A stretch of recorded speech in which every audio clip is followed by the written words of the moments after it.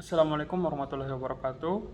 Nama saya Muhammad Rifadli Mole, NIM 2019-054. Saya dari kelompok 12 akan membacakan hasil presentasi kami. Anggota kelompok kami terdiri dari 5 orang. Yang pertama ada saya sendiri, Muhammad Rifadli Mole, NIM 2019-054. Azril Rizky Fauzan, NIM 2019-055. M. Fajar Aditya, 2019-102. Ahmad Yuzril 2019-052 dan Khofifah Indra Parawansa NIM 2019-096. Materi ke-13 mengembangkan sistem informasi atau Building Information System. Materi pertama 13.1 Sistem sebagai perubahan organisasi terencana. Membangun sebuah sistem informasi yang baru merupakan salah satu jenis dari perubahan organisasi yang terencana, karena dalam membuat suatu informasi yang baru membutuhkan lebih dari software dan hardware. Ketika kita merancang sebuah sistem informasi yang baru, maka kita juga mendesain ulang suatu organisasi tersebut. Seorang perancang sistem harus benar-benar memahami bagaimana sebuah sistem akan mempengaruhi proses bisnis secara spesifik dan organisasi itu sendiri. Berikutnya pengembangan sistem dan perubahan organisasi. Teknologi informasi dapat mendorong perubahan organisasi.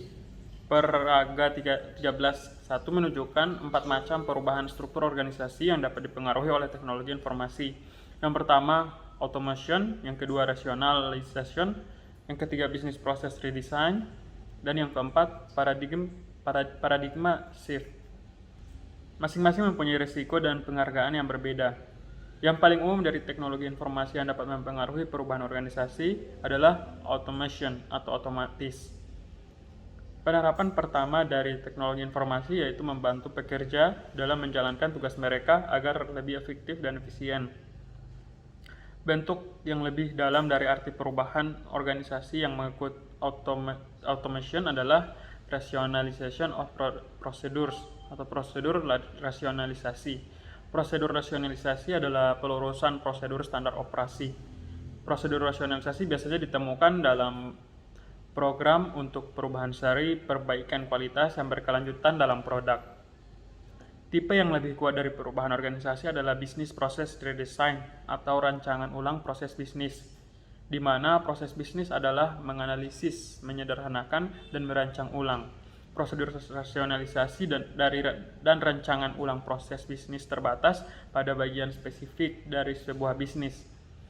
Sistem informasi yang baru pada akhirnya dapat mempengaruhi rancangan dari sebuah organisasi dengan merubah bagaimana organisasi tersebut keluar dari bisnis tersebut atau bahkan sifat dari bisnis itu sendiri. Bentuk perubahan bisnis yang lebih radikal ini disebut sebagai paradigma shift atau pergeseran paradigma. Sebuah pergeseran paradigma melibatkan pemikiran ulang sifat dari bisnis dan organisasi tersebut. Pergeseran paradigma dan rekayasa ulang biasanya gagal karena perubahan organisasi secara luas itu sangat sulit. Berikutnya perancangan ulang proses bisnis. Manajemen proses bisnis menyediakan berbagai alat dan metodologi untuk menganalisis proses yang ada, merancang proses yang baru dan mengoptimalkan proses tersebut. Perusahaan melakukan manajemen proses bisnis melalui langkah-langkah berikut. Yang pertama, mengidentifikasi proses untuk perubahan. Salah satu penerapan strategi yang paling penting di mana sebuah perusahaan dapat membuat untuk tidak memutuskan bagaimana menggunakan komputer untuk memperbaiki proses bisnis, tapi memahami bisnis apa yang butuh diperbaiki. Yang kedua, menganalisis proses yang ada. Proses bisnis yang ada harus termodel dan terdokumentasi, memperhatikan input, output, sumber daya, dan urusan aktivitas. Yang ketiga, merancang proses yang baru. Suatu proses yang ada dipetakan dan diukur dalam kurun waktu dan biaya. Tim perancang proses akan mencoba memperbaiki proses yang ada dengan merancang yang baru. Yang keempat, mengimplementasikan proses yang baru. Suatu proses yang telah termodel dan dianalisis harus diterjemahkan ke dalam sebuah kesatuan prosedur dan aturan kerja yang baru. Dan yang kelima, pengukuran yang berlanjut. Suatu proses yang telah diimplementasikan dan dioptimalkan membutuhkan pengukuran yang berlanjut karena proses mungkin tidak akan memburuk. Selanjutnya, peralatan untuk manajemen proses bisnis. Lebih dari 100 perusahaan software menyediakan peralatan untuk menunjang berbagai aspek dari manajemen proses bisnis, termasuk IBM, Oracle, dan TIBCO. Peralatan ini membantu mengidentifikasi bisnis dan memproses dokumen yang memerlukan perbaikan, menciptakan model perbaikan proses, menangkap dan melaksanakan aturan bisnis untuk melakukan proses, dan mengintegrasikan sistem yang ada untuk mendukung proses yang baru. Peralatan software manajemen proses bisnis juga menyediakan analitik untuk memverifikasi pelaksanaan proses yang telah diperbaiki dan untuk mengukur akibat dari perubahan proses terhadap indikator pelaksanaan bisnis. Untuk materi berikut akan dilanjutkan oleh teman saya. Saya Muhammad Fajar Aditya, NIM 2019-102.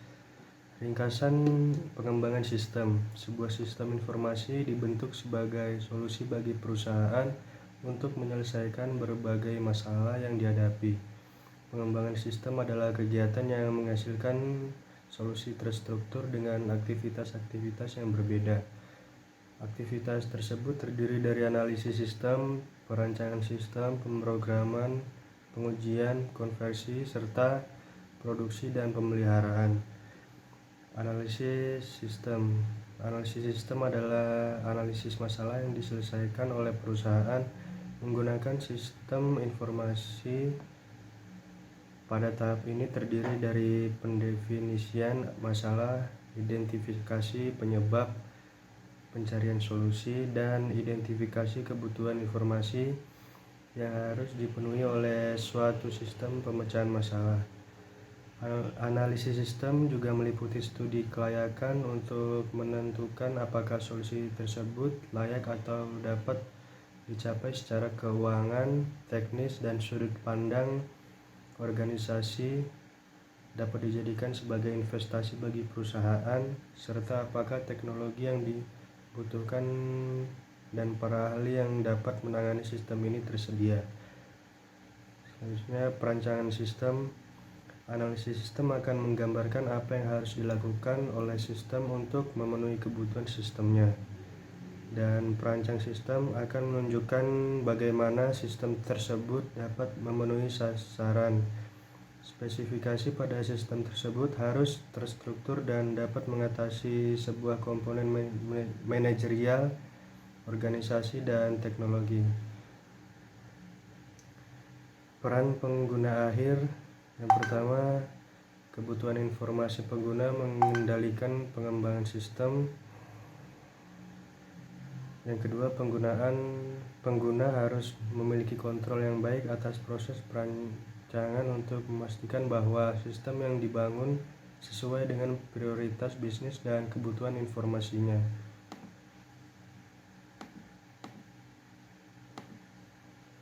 Lalu yang ketiga, pengguna yang tidak memiliki kemampuan kontrol baik akan menyebabkan kegagalan sistem. Pemrograman. Spesifikasi sistem yang telah dirancang lalu diterjemahkan ke dalam software kode program. Pengujian ini dilakukan untuk memastikan bahwa hasil sistem ini benar atau bebas dari kesalahan. Langkah yang harus dilakukan, yang pertama, pengujian unit, yaitu dilakukan pengujian setiap program secara terpisah agar dapat menjamin bahwa program bebas dari kesalahan, tapi mustahil hal tersebut terwujud. Yang kedua, pengujian sistem. Dilakukan pengujian pada fungsi sistem informasi secara keseluruhan. Hal tersebut dilakukan untuk menentukan apakah seluruh bagian dapat berfungsi bersama-sama. Dan yang ketiga, penerimaan dalam pengujian, yaitu memberikan kepastian bahwa sistem siap untuk digunakan dalam situasi produksi. Lalu selanjutnya, konversi merupakan proses perubahan dari sistem lama menjadi sistem baru. Terdapat 4 strategi utama, yaitu strategi paralel adalah pengaplikasian secara serempak antara sistem lama dan calon sistem baru selama kurun waktu tertentu sampai fungsi yang baru telah diyakini telah berjalan dengan baik. Yang kedua, strategi pindah langsung, yaitu mengganti seluruh sistem lama dengan sistem baru di hari yang sudah ditentukan.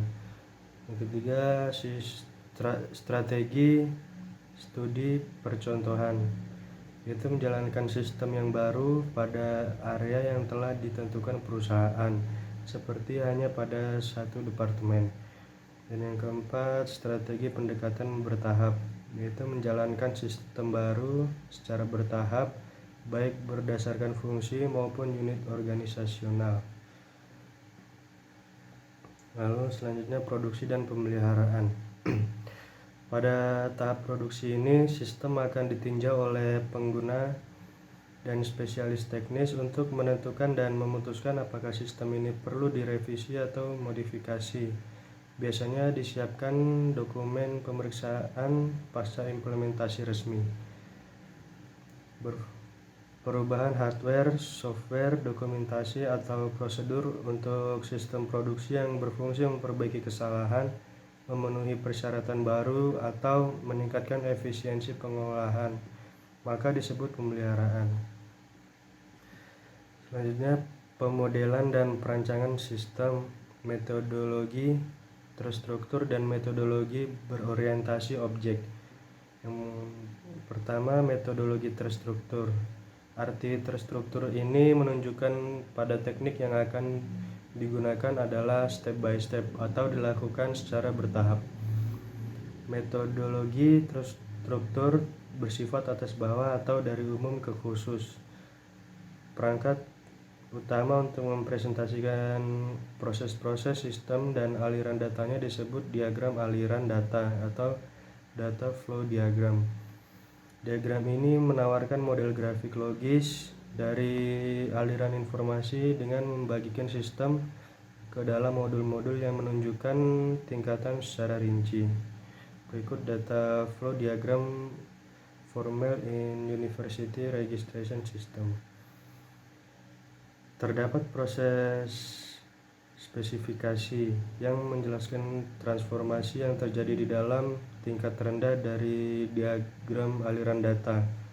Dan pada diagram struktur yang digunakan merupakan diagram atas bawah yang menunjukkan setiap tingkat desain, hubungannya dengan tingkat lain, dan tempatnya di desain keseluruhan dalam sebuah struktur. Yang kedua, pengembangan berorientasi pada objek. Yaitu pengembangan berorientasi ini menggunakan objek sebagai unit dasar analisis sistem dan desain. Sebuah objek menggabungkan data dan proses tertentu yang beroperasi pada data tersebut, dan data dikemas dalam sebuah objek yang hanya dapat diakses dan dimodifikasi dengan operasi atau metode yang terkait dengan objek. MB, model orientasi objek ini didasarkan pada konsep class and inheritance. Setiap objek dengan ciri-ciri tertentu akan dimasukkan pada setiap golongan kelasnya. Yang C, orientasi objek ini dianggap lebih iteratif dan inkremental dibanding pengembangan struktur tradisional, karena pada pengembangan orientasi objek terdapat interaksi antara sistem dan pengguna dalam menganalisis suatu objek, menjelaskan bagaimana suatu objek dapat bereaksi. Dan yang D, karena objek dapat digunakan kembali, dalam pengembangan ini berpotensi untuk mengurangi waktu dan biaya proses pengembangan. Selanjutnya, computer aided software engineer. Teknik ini menyediakan perangkat lunak untuk mengotomatisasi metodologi yang telah dijelaskan untuk mengarungi jumlah pekerjaan berulang-ulang, termasuk yang pertama, menegakkan metodologi pengembangan dan desain standar disiplin. Kedua, meningkatkan komunikasi antara pengguna dan spesialis teknis. Yang ketiga, pengorganisasian dan menghubungkan komponen desain dan menyediakan akses cepat mereka menggunakan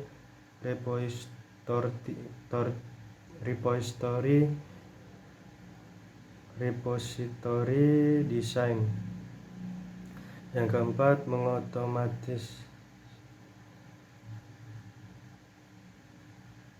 mengotomasi analisis dan desain di bagian yang rawan kesalahan. Yang kelima, mengotomasi generasi kode, pengujian dan kontrol peluncuran.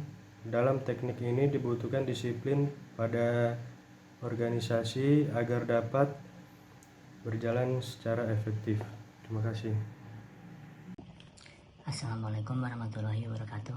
Saya Ahmad Yusril dari kelas 6B. Alternatif sistem pendekatan pembangunan. Sistem berbeda dalam hal ukuran dan kompleksitas teknologi dan dalam hal masalah organisasi yang harus dipecahkan. Sejumlah pendekatan pengembangan sistem telah dikembangkan untuk mengatasi perbedaan ini. Bagian ini menjelaskan metode alternatif siklus hidup sistem tradisional, prototyping, paket perangkat lunak aplikasi, pengembangan pengguna akhir, dan outsourcing. Yang pertama ada siklus hidup tradisional. Siklus sistem kehidupan adalah metode tertua untuk membangun sistem informasi. Metodologi siklus kehidupan adalah pendekatan terhadap untuk membangun sebuah sistem. Membagi pengembangan sistem dalam tahap formal. Sistem spesialis pengembangan memiliki pendapat yang berbeda tentang bagaimana untuk partisi tahap sistem pembangunan. Tetapi mereka kira-kira sesuai dengan tahap-tahap pengembangan sistem yang telah dijelaskan. Yang kedua ada prototyping. Prototyping terdiri dari membangun sistem eksperimental dengan cepat dan murah bagi pengguna akhir untuk mengevaluasi. Dengan berinteraksi dengan prototype, pengguna bisa mendapat ide yang lebih baik dari kebutuhan informasi mereka. Prototype didukung oleh pengguna dapat digunakan sebagai template untuk membuat sistem final. Langkah-langkah dalam prototyping. Langkah yang pertama adalah mengidentifikasi persyaratan dasar pengguna. Perancang sistem bekerja dengan pengguna hanya cukup lama untuk menangkap kebutuhan dasar pengguna informasi. Langkah yang kedua yaitu mengembangkan prototipe awal. Desainer sistem menciptakan prototipe bekerja dengan cepat dengan menggunakan alat untuk menghasilkan perangkat lunak dengan cepat. Langkah yang ketiga, gunakan prototipe. Pengguna disarankan untuk bekerja dengan sistem untuk menentukan seberapa baik prototipe memenuhi kebutuhannya dan membuat saran untuk meningkatkan prototipe. Langkah yang keempat yaitu merevisi dan meningkatkan prototipe. Sistem pembangunan mencatat semua perubahan permintaan pengguna dan memurnikan prototipe yang sesuai. Setelah prototipe telah direvisi, siklus kembali ke langkah 3 dan 4 diulang sampai pengguna puas. Lalu yang ketiga ada pengguna akhir atau pengembangan end user. Beberapa jenis sistem informasi dapat dikembangkan oleh pengguna akhir dengan sedikit atau tanpa bantuan resmi dari spesialis teknis. Fenomena ini disebut pengembangan pengguna akhir. Serangkaian perangkat lunak dikategorikan sebagai bahasa generasi keempat. Membuat ini menjadi mungkin terjadi. Bahasa generasi keempat adalah perangkat lunak yang memungkinkan pengguna akhir untuk membuat laporan atau mengembangkan aplikasi perangkat lunak yang dengan bantuan teknis minimal atau tidak ada. Beberapa alat bahasa generasi keempat juga meningkatkan produktivitas programmer profesional. Tabel berikut menunjukkan bahwa ada 7 kategori bahasa generasi keempat. perangkat lunak PC, bahasa query, generator laporan, bahasa grafis, generator aplikasi, paket perangkat lunak aplikasi, dan bahasa pemrograman tingkat tinggi. Tabel menunjukkan alat yang dipesan dalam hal kemudahan penggunaan oleh pengguna akhir non-programming. Pengguna akhir kemungkinan besar bekerja dengan perangkat lunak PC dan bahasa query. Bahasa query adalah perangkat lunak yang memberikan jawaban online langsung atas permintaan informasi yang tidak ditentukan sebelumnya. Lalu yang keempat, paket aplikasi software atau outsourcing. Kofifa Indra Prawansa, NIM 2019-096. Pengembangan aplikasi untuk perusahaan digital. Lingkungan perusahaan digital, organisasi perlu menambahkan, mengubah, dan menunda kemampuan teknologinya dengan sangat cepat untuk merespon peluang baru. Perusahaan mulai menggunakan proses pengembangan yang lebih pendek dan informal yang memberikan solusi cepat. Selain menggunakan paket perangkat lunak yang penyediaan layanan eksternal, bisnis lebih mengandalkan teknik siklus cepat seperti pengembangan aplikasi yang cepat, desain aplikasi gabungan, pengembangan tangkas, dan komponen perangkat lunak standar yang dapat digunakan ulang yang dapat digabungkan menjadi satu rangkai layanan lengkap untuk e-commerce business. Rapid Application Development atau RAD. Istilah Rapid Application Development atau RAD digunakan untuk menggambarkan proses pembuatan sistem kerja dalam waktu yang sangat singkat. RAD dapat mencakup penggunaan program visual dan alat lainnya untuk membangun antarmuka, penggunaan grafis, pengersipan berulang elemen sistem kunci, otomatis pembuatan kode program, dan kerjasama tim yang erat antara pengguna akhir dan spesialis sistem informasi.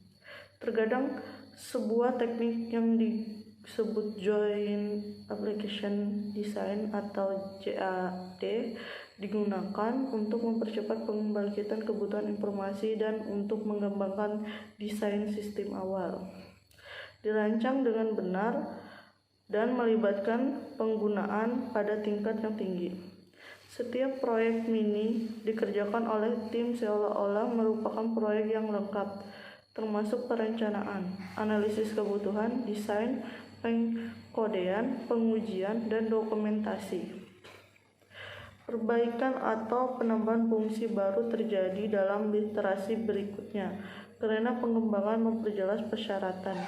Ini membantu minimalkan risiko keseluruhan dan memungkinkan proyek untuk menyesuaikan diri dengan perubahan lebih cepat. Metode tangkas menekankan komunikasi tatap muka atas dokumen tertulis, mendorong orang untuk berkolaborasi dan membuat keputusan dengan cepat dan efektif. Pengembangan berbaris komponen dan layanan web. Untuk lebih mempercepat pembuatan perangkat lunak, kelompok objek telah dirakit untuk menyediakan komponen perangkat lunak untuk fungsi umum seperti antarmuka, pengguna grafis, atau kemampuan pemesanan online yang dapat digabungkan untuk membuat aplikasi bisnis skala besar. Pendekatan pengembangan perangkat lunak ini disebut pengembangan berbaris komponen, dan ini memungkinkan sebuah sistem dibangun dengan merakit dan mengintegrasi komponen perangkat lunak yang ada. Semakin banyak komponen perangkat lunak ini berasal dari layanan cloud. Bisnis menggunakan pengembangan berbaris komponen untuk membuat aplikasi e-commerce mereka dengan menggabungkan komponen yang tersedia secara komersional untuk keranjang belanja, autentikasi pengguna, mesin telusur, dan katalog dengan perangkat lunak untuk kebutuhan bisnis unik mereka sendiri. Layanan web dan service-oriented company. Selain mendukung integrasi sistem internal dan eksternal, layanan web dapat digunakan sebagai alat membangun aplikasi sistem informasi baru atau meningkatkan sistem yang ada.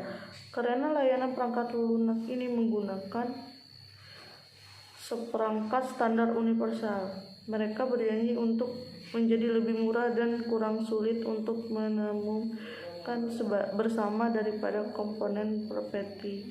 Layanan web dapat melakukan fungsi tertentu sendiri dan mereka juga dapat melibatkan layanan web lainnya untuk menyelesaikan transaksi yang lebih kompleks seperti memeriksa kredit, pengadaan, atau memesan produk. Layanan web dapat memberikan penghematan biaya yang signifikan dalam membangun sistem sambil membuka peluang baru untuk kolaborasi dengan perusahaan lain. Saya Asel Rizky Fausa, NIM 2019-055. Masalah keputusan manajemen dari proyek di tangan SIM. Manajemen di perusahaan bahan kimia pertanian Anda tidak puas dengan perencanaan produksi. Rencana produksi dibuat dengan menggunakan perkiraan permintaan terbaik untuk produksi. Rencana produksi dibuat dengan menggunakan perkiraan permintaan terbaik untuk setiap produk yang didasarkan pada betapa banyak dari setiap produk yang dipesan di masa lalu. Jika pelanggan menempatkan pesanan yang tidak terduga atau meminta perubahan pada pesanan yang ada setelah ditempatkan, tidak ada cara untuk menyesuaikan rencana produksi. Perusahaan mungkin harus memberitahu pelanggan bahwa produk tersebut tidak dapat memenuhi pesanan mereka, atau mungkin akan menghemat biaya tambahan untuk menjaga persediaan tambahan agar tidak terjadi stock out. Pada akhir setiap bulan, pesanan dihitung dan dimasukkan secara manual ke dalam sistem perencanaan produksi perusahaan. Data dari sistem produksi dan inventory bulan lalu secara manual dimasukkan ke dalam sistem manajemen pesanan perusahaan. Analisis dari Departemen Penjualan dan dari Departemen Produksi menganalisis data dari masing-masing sistem untuk menentukan target penjualan dan target produksi untuk bulan depan. Perkiraan ini biasanya berbeda. Para analisis kemudian berkumpul di sebuah rapat perencanaan tingkat tinggi untuk merevisi target produksi dan penjualan untuk mempertimbangkan tujuan manajemen senior untuk pangsa pasar, pendapatan, dan keuntungan. Hasil dari pertemuan tersebut adalah jadwal induk produksi yang telah selesai. Seluruh proses perencanaan produksi memakan waktu 17 hari kerja untuk diselesaikan. 9 hari diharuskan memasukkan dan memvalidasi data. Sisa hari dihabiskan untuk mengembangkan dan mendamaikan target produksi dan penjualan dan menyelesaikan jadwal produksi.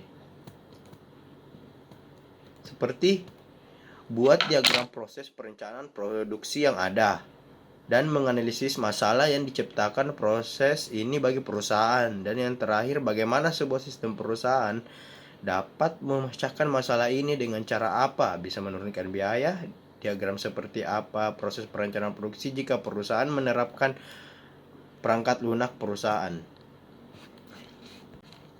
Meningkatkan pengambilan keputusan menggunakan perangkat lunak basis data untuk merancang sistem pelanggan untuk penjualan otomatis. Proyek ini mengharuskan Anda untuk melakukan analisis sistem dan kemudian merancang solusi sistem menggunakan software database as Auto Dealers mengkhususkan diri dalam penjualan kendaraan baru dari Subaru. Siapkan laporan analisis sistem yang merinci masalah S dan solusi sistem yang dapat diimplementasikan dengan menggunakan perangkat lunak manajemen database PC. Perusahaan ini memiliki PC dengan akses internet dan rangkaian lengkap alat produktivitas desktop Microsoft Office. Kemudian gunakan software database untuk mengembangkan solusi sistem yang sederhana. Laporan analisis sistem Anda harus mencakup hal-hal berikut. 1. Deskripsi masalah dan dampak organisasi dan bisnisnya. 2. Usulan solusi, tujuan solusi, dan kelayakan solusi. 3. Biaya dan manfaat dari solusi yang telah Anda pilih. 4. persyaratan informasi yang harus ditangani oleh solusi, dan yang terakhir masalah manajemen organisasi dan teknologi ditangani oleh solusi dan termasuk perubahan dalam proses bisnis. Atas dasar persyaratan Anda yang telah diidentifikasi, perancangan database dan isi dengan setidaknya 10 catatan per tabel. Pertimbangkan apakah Anda dapat menggunakan atau memodifikasi basis data pelanggan S yang ada dalam desain Anda. Anda bisa menemukan database ini di MyMissLab. Cetaklah desain database, kemudian gunakan sistem yang telah Anda buat untuk menghasilkan query dan laporan yang paling berguna bagi manajemen. Buat beberapa form input data prototype untuk sistem dan kaji ulang dengan instruktur Anda, kemudian revisi prototipenya. Dan yang terakhir, mencapai keunggulan operasional, mendesain ulang proses bisnis untuk pengambilan web. Proyek ini mengharuskan Anda memikirkan kembali bagaimana bisnis harus didesain ulang. Saat beralih ke web, Anda bertanggung jawab untuk membeli perusahaan Anda dan ingin menggunakan situs e-commerce B2 Granger. Untuk tujuan ini, cari tahu bagaimana cara memesan bahan melukis dengan menjajaki katalog, formulir pesanan, dan kemampuan repair part order di situs ini. Jangan mendaftar di situs. Jelaskan semua langkah yang perlu dilakukan perusahaan Anda untuk menggunakan sistem ini agar memesan secara online 30 galon cat thinner. Sertakan diagram tentang apa menurut Anda proses bisnis perusahaan Anda untuk pembelian harus dan potongan informasi yang dibutuhkan oleh proses ini. Dalam proses pembelian tradisional, siapapun yang bertanggung jawab untuk melakukan pembelian mengisi formulir permintaan dengan menyerahkannya untuk persetujuan berdasarkan peraturan bisnis perusahaan. Bila permintaan disetujui, pesanan pembelian dengan nomor identifikasi pesanan pembelian untuk dikirim ke pemasok. Pembeli mungkin ingin melihat-lihat katalog pemasok untuk membandingkan harga dan fitur sebelum melakukan pemesanan. Pembeli mungkin juga ingin menentukan apakah barang yang akan dibeli tersedia. Jika perusahaan pembelian adalah pelanggan yang disetujui, perusahaan tersebut akan diberi kredit untuk melakukan pembelian dan akan ditagih untuk biaya total barang yang dibeli dan dikirim setelah pesanan dikirim. Sebagai alternatif, perusahaan pembelian mungkin harus membayar pesanan terlebih dahulu atau membayar pesanan menggunakan kartu kredit, dan beberapa pilihan pembayaran mungkin bisa dilakukan. Itu saja yang dapat kami sampaikan. Terima kasih. Mohon maaf apabila terdapat kesalahan. Assalamualaikum warahmatullahi wabarakatuh.